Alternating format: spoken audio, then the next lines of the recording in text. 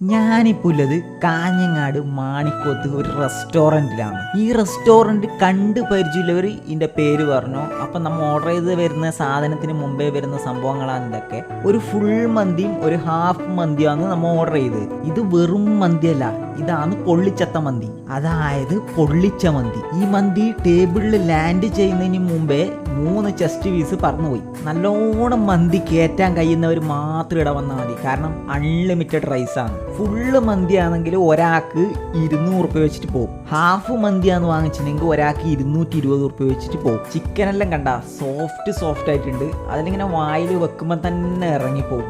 നല്ല ടേസ്റ്റ് ആയിരുന്നു. അപ്പം നിങ്ങളുടെ മന്തിപ്രാന്തന്മാരായ ചങ്ങായിമാരുണ്ടെങ്കിൽ അവർക്ക് ഈ വീഡിയോ ഷെയർ ചെയ്തോ. ഈ ലെഗ് പീസ് എടുത്ത് എപ്പോൾ ആ കാലൊന്ന് ഒടിച്ചെടുക്കണം, അല്ലെങ്കിൽ അതൊരു രസമില്ല. കാലം ഒടിച്ചെടുത്തത് കടിച്ച് പറിച്ചാലാവും എന്താ സ്വർഗം. ഇതാണ് ഈ ഹോട്ടലിൻ്റെ ആംബിയൻസ്. അതായത് നിൽക്കാനും നടക്കാനും ഇരിക്കാനും കുറേ സ്ഥലങ്ങൾ കാര്യങ്ങളെല്ലാം ഉണ്ട്. അങ്ങനെ തിന്ന് കഴിഞ്ഞ് നമ്മൾ ആ വലിയ ഗ്രൗണ്ടിൽ നിന്ന് പുറത്തേക്ക് ഇറങ്ങി. ഇനിയിപ്പോൾ കൺഫ്യൂഷൻ എന്താണെന്ന് വെച്ച് കഴിഞ്ഞാൽ ബില്ല് ആര് കൊടുക്കും എന്ന ഒരു കൺഫ്യൂഷനിലാണ് ഈ ഇരുത്തിരിക്കുന്നത്. ഇപ്പോൾ ടേബിളിൽ എത്തുന്നതിന് മുമ്പേ ചെസ്റ്റ് പീസ് അടിച്ചു കൊണ്ടുവന്ന് നിങ്ങളെ ചങ്ങായിമാരെ കമൻറ്റിൽ മെൻഷൻ ചെയ്യുക. ഈ സ്പോട്ട് എവിടെ വെച്ച് കഴിഞ്ഞാൽ കാഞ്ഞങ്ങാട് മാണിക്കോത്ത് റഹ്മാനിയ. ഗൂഗിൾ മാപ്പിൽ ലൊക്കേഷൻ ഉണ്ട്, പോയിക്കോ.